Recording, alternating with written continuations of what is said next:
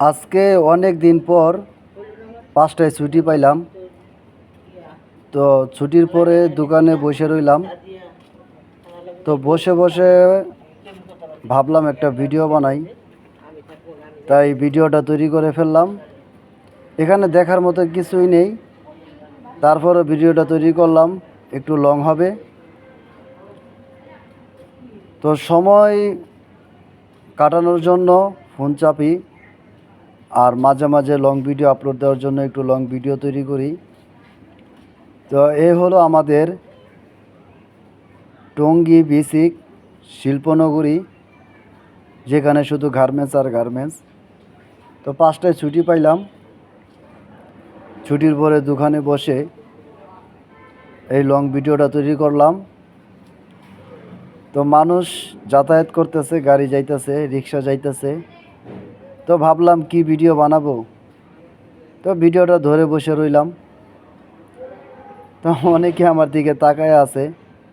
এ হলো আমাদের দোকানদার জাকারিয়া ভাই, হেও আমার দিকে তাকায় আছে।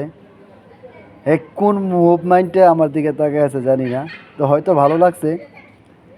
তো যাওয়ার সময় বললো যে ঠিক আছে ভিডিও করো, আমি একটু সামনের দিকে আইতাছি। এই হলো জাকারিয়া ভাইয়ের দোকান। তো এই দোকানটাতে আমি মাঝে মাঝে বসে থাকি। এই যে রমজান বৈশা রয়েছে, তো ছুটি হয়েছিল 5টায়, এই জন্য বৈশা বৈশা ভিডিওটা বানাইলাম।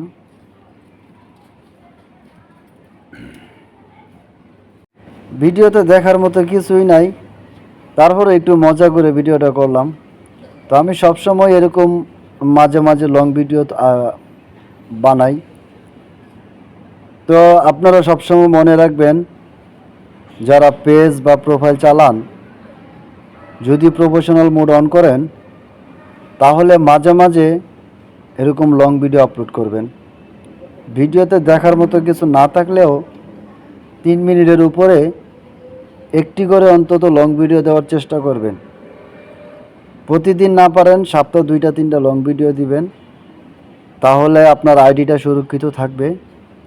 এবং লং ভিডিও দেওয়ার কারণে যারা মনিটাইজেশন পান নাই, আমি সঠিক জানি না, আমিও মানুষের কাছ থেকে শুনি যে লং ভিডিও থাকলে নাকি মনিটাইজেশন চালু দেয়।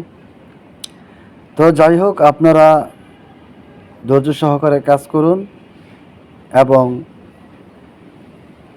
নিয়মিত কাজ করতে থাকুন, আর মাঝে মাঝে লং ভিডিও আপলোড করবেন।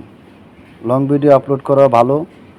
লং ভিডিওতে ভিউ কম হয়, কমেন্টও কম হয়, কিন্তু তবুও লং ভিডিও দেওয়াটা উচিত আমার জানা মতে, আমি যতটুকু জানি। তো লোকেশনটা আমি একই জায়গাতেই আছি, কারণ আমি দোকানে বসে আছিলাম। তো এই হলো একটা গার্মেন্টস দেখা যাইতেছে। তো ভিডিওটা কেমন হলো?